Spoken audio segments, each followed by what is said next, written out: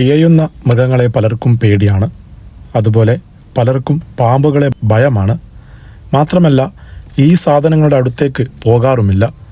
എന്നാൽ ആ ഭയം മാറ്റിവെക്കാൻ തയ്യാറുള്ളവർക്ക് പാമ്പ് ബിസിനസ്സിൽ പണമുണ്ടാക്കാനുണ്ട്. എത്രമാത്രം? ഒരു വർഷം 12 മില്യൺ വരെ.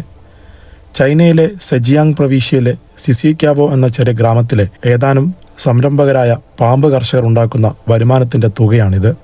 ഫാങ്യിനും ഭാര്യ യാങ് സിയോക്സിയും അത്തരത്തിലുള്ള 2 സംരംഭകരാണ്. ആദ്യം ഞാൻ ഭയപ്പെട്ടു. അവർ മോശമാണെന്ന് കരുതി. ഉചിതമായ പേരുള്ള ഫാങ് സൗത്ത് ചൈന മോർണിംഗ് പോസ്റ്റിനോട് പറഞ്ഞു. എന്നാൽ ഇപ്പോൾ എനിക്ക് ഇതെല്ലാം ശീലമായി. ഫാങ്യാങ് എന്നിവയുൾപ്പെടെയുള്ള സിസിക്യാവോയിലെ പല വീടുകളിലും മൂർഖൻ, പെരുമ്പാമ്പ്, അണലി എന്നിവയെ കാണാം. അതിനാലാണ് പലരും ഈ സ്ഥലത്തെ പാമ്പ് ഗ്രാമം എന്ന് വിളിക്കുന്നത്.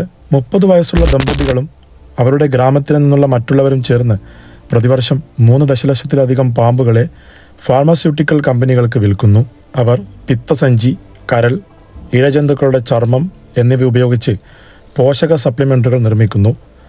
അവ ആത്യന്തികമായി ജപ്പാനിലെ ഉപഭോക്താക്കൾക്ക് വിൽക്കുന്നു. ദക്ഷിണ കൊറിയയും അമേരിക്കയും യൂറോപ്പും ഇതിൽപ്പെടുന്നു. ചൈനയിലെ ആയിരക്കണക്കിന് വർഷങ്ങളായി പാമ്പുകളെ ഔഷധമായി കണക്കാക്കുന്നു. അവിടെയും ലോകമെമ്പാടുമുള്ള മറ്റു സ്ഥലങ്ങളിലെയും ആളുകൾ പാമ്പ് ഗുളികകൾ വിഴുങ്ങുകയും പാമ്പിനെ അടിസ്ഥാനമാക്കിയുള്ള ചേരുവകളാൽ നിർമ്മിച്ച പാമ്പ് വീഞ്ഞ് കുടിക്കുകയും ചെയ്യുന്നു. കാരണം ഇത് നട്ടിലെ രോഗം ഭേദമാകാനോ മദ്യം കഴിക്കുന്നതിന് മുമ്പ് ഒരാളുടെ കരളിന് കേടാനോ സഹായിക്കുമെന്ന് അവർ വിശ്വസിക്കുന്നു. 1 ഗ്രാം പാമ്പ് വിഷത്തിന് 3000 മുതൽ 5000 യുവാൻ വരെ കൊണ്ടുവരാൻ കഴിയും. കൂടാതെ പല റെസ്റ്റോറൻറ്റുകളും പാമ്പിൻ്റെ മാംസം പാചകത്തിനുള്ള ചേരുവകളായി ഉപയോഗിക്കുന്നു. പ്രാദേശിക കർഷകരിൽ ചിലർ പതിവായി പാമ്പ് കടിയേറ്റ് വരുന്നു.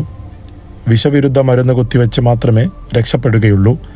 കുറച്ചുപേർ കൂടുതൽ അപകടകാരികളായ അണലികളെ പൂർണ്ണമായും ഒഴിവാക്കുന്നു. ഇന്നും എനിക്ക് ഭയമാണ്, ഒരു കർഷകൻ വാർത്താ ഏജൻസിയോട് പറഞ്ഞു. ജീവിതം വിലപ്പെട്ടതാണ്, പണം സമ്പാദിക്കുന്നത് ദ്വിതീയമാണ്. എന്നാൽ ചില ആളുകൾ പണം സമ്പാദിക്കുമ്പോൾ റിസ്ക് എടുക്കാനും തയ്യാറാണ്. കൂടാതെ പ്രവിശ്യയിലെ പലരും സ്വയം തൊഴിൽ ചെയ്യുന്നതിൻ്റെ നേട്ടങ്ങൾക്കായി പാമ്പ് വളർത്തലിനെക്കുറിച്ചുള്ള അവരുടെ ഭയമോ വെറുപ്പോ മാറ്റിവെച്ചിരിക്കുന്നു. പ്രദേശത്തെ 150 കുടുംബങ്ങളിൽ 90% വരുമാനത്തിനായി പാമ്പുകളെ വളർത്തുന്നതിനെയാണ് ആശ്രയിക്കുന്നതെന്ന് ഗ്ലോബൽ ടൈംസിൽ നിന്നുള്ള ഒരു റിപ്പോർട്ട് പറയുന്നു. മുമ്പ് ഒരു ഫാർമസ്യൂട്ടിക്കൽ സ്ഥാപനത്തിൽ ജോലി ചെയ്തിരുന്ന ഫാങ് തനിക്കും കുടുംബത്തിനും ഉപജീവന മാർഗം നൽകിയ ഇഴജന്തുക്കൾക്ക് നന്ദി പറയുന്നു. കർഷകൻ പ്രതിവർഷം ഏകദേശം 4 ലക്ഷം യുവാൻ കൊണ്ടുവരുന്നു. പ്രദേശത്തെ ഏറ്റവും വലിയ പാമ്പ് കർഷകൻ 60 വയസ്സുള്ള യാങ് ഹോങ് ചാങ് 1985 പാമ്പുകളെ പിടിക്കാൻ തുടങ്ങി. അണലികളെ വളർത്തുന്ന പാമ്പിൻ്റെ മാംസം ഉൽപ്പാദിപ്പിക്കുന്നു.